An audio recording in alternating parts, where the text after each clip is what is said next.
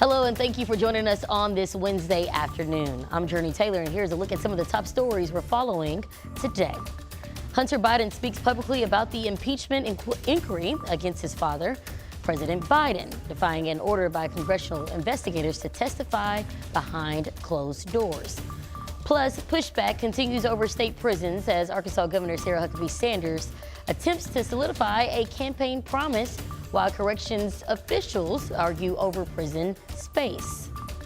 And maintaining a healthy weight during the holidays can be hard. Now, experts say it's okay to enjoy foods you love with strategic management. Well, officially made it to Hump Day. Happy Hump Day to you, meteorologist Nathan Scott. Good afternoon. What are you watching over there in the weather department? Good afternoon, Jurnee. We've got a milky sky out there this afternoon with a mixture of high to mid-level clouds filtering out the sunshine a little bit. But temperatures are still above average for this time of year. We're already getting close to 60 degrees here in Little Rock, 60 right now in Pine Bluff, 56 in Arkadelphia. The thicker clouds right now into northeast Texas, and they will continue to drift their way off to the northeast. Those clouds are not producing any rain at this time across the natural state, but the rain is lined up through Oklahoma and Texas. That is our next weather system. It is a slow go, but it will get here. As we close out the work week, the chance of rain will start to go up. Today, though, it's going to be a nice day. If you have to finish your Christmas shopping or start your Christmas shopping, temperatures will be into the upper 50s to lower 60s across the state with that mixture of sun and clouds. Temperatures will be warmer on our Thursday. I'll have more on that forecast and also talk about the peak of the Gemini meteor shower, which happens tonight, and what you need to know coming up. Nathan, thank you. Well, new at noon, we now know the identities of the man and Little Rock police officer involved in Monday's deadly shooting at a Days Inn. Police tell us the man who was shot and killed was 38-year-old Michael Johnson. And the two officers who are now on leave have been identified as Officer Mark Ray and Officer Dakota Faircloth. The investigation into the shooting is ongoing, but we'll keep you updated here on air and online. President Biden's son, Hunter Biden, makes rare comments on Capitol Hill today as the House of Representatives prepare to take the next step towards the possible impeachment of President Biden. Natalie Brand reports from the White House. President Biden's son, Hunter Biden, arrived on Capitol Hill Wednesday after being subpoenaed by the House Oversight Committee, which is leading an impeachment inquiry into his father.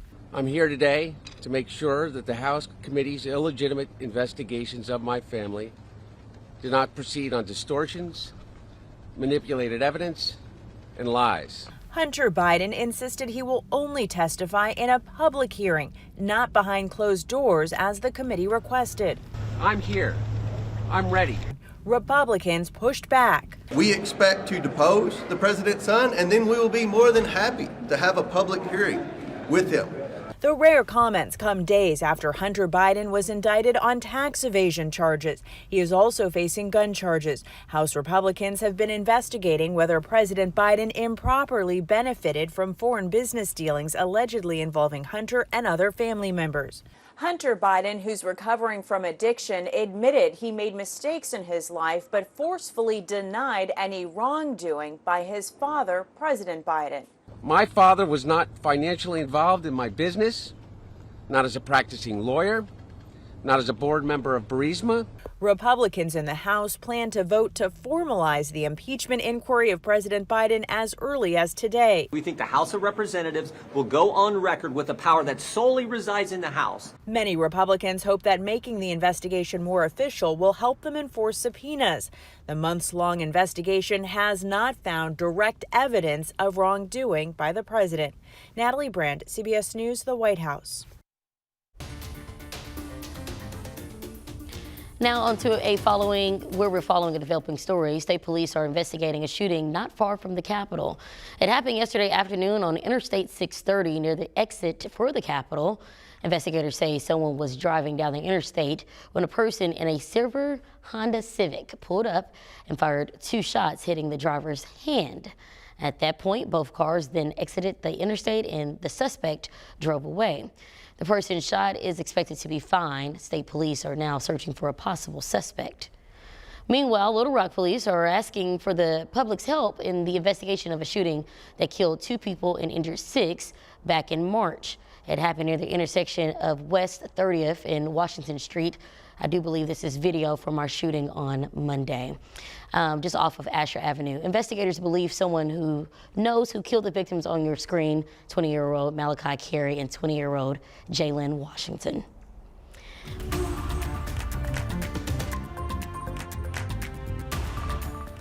Delegates at the World Climate Summit have agreed on a long-term goal to give up fossil fuels that cause climate change. It's the first time the mention of fossil fuels has appeared in an international climate agreement. Nearly 200 nations approved a call for the world to transition away from planet-warming fossil fuels.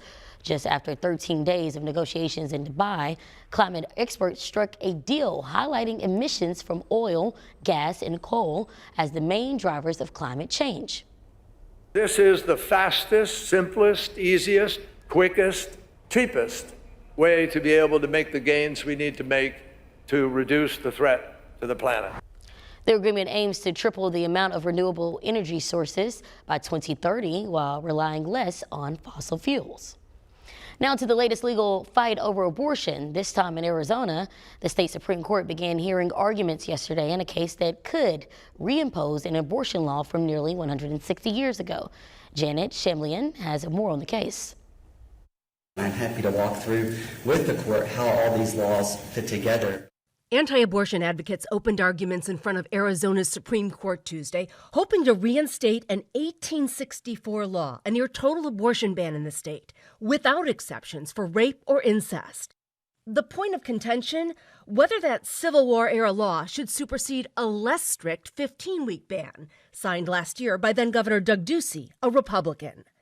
Democrat Chris Mays is the Arizona Attorney General.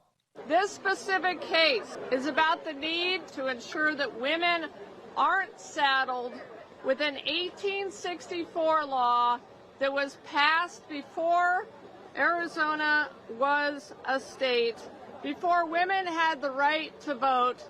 The Arizona case came a day after the Texas Supreme Court denied Kate Cox's request for a medical exception to its near-total abortion ban, even though her fetus had a likely fatal genetic condition. Her lawyers said carrying it to term could have hurt her chances for pregnancy in the future. Cox ultimately left Texas to get the procedure. What we're seeing in states throughout the country is that laws that have an exception for the life and health of the mother are extremely problematic for providers. CBS News legal contributor Jessica Levinson. And it forces women to go to court to ask if their doctor's advice can be followed and if they can obtain an abortion. Janet Shamlian, CBS News.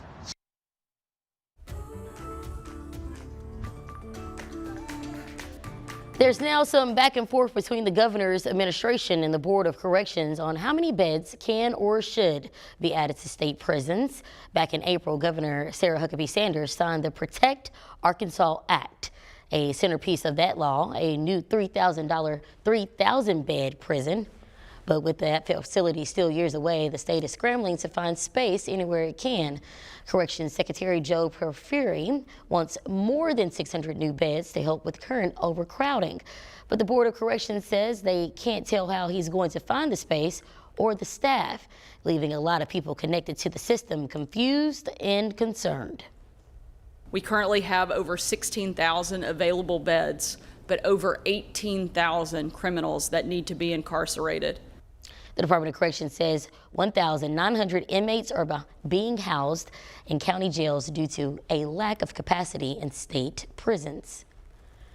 Economic development is taking off in Little Rock as aerospace company Dassault Falcon Jet announces it's expanding operations here.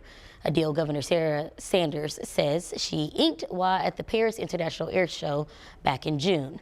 Dassault says the expansion will create 800 new jobs and will support the development of its new business jet and other future programs.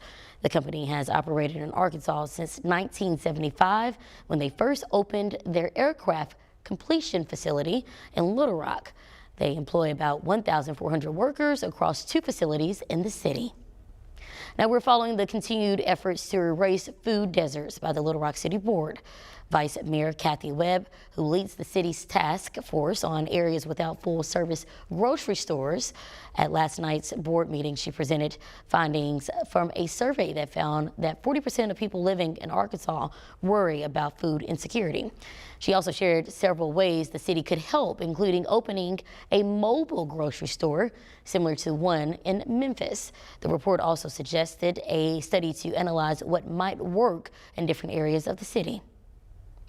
And free turkeys are being handed out today by Shorter College and Safe Foods. It's for anyone in need, not just Shorter students. They'll be outside the Henry Birkin Health Complex on Shorter's campus from 3 to 5 or until the turkeys run out, so get there early. Oh, coming up, how did a group of monkeys end up living by a major international airport? Well, we'll take a look at the wild story in the sanctuary that could save them. And the weather is tranquil out there today, even with some clouds filtering out the sunshine from time to time. It'll still be a nice day to enjoy the outdoors. Rain chances, though, do arrive Friday night and continue into the start of your weekend. Let you know how much you can see in your neighborhood coming up.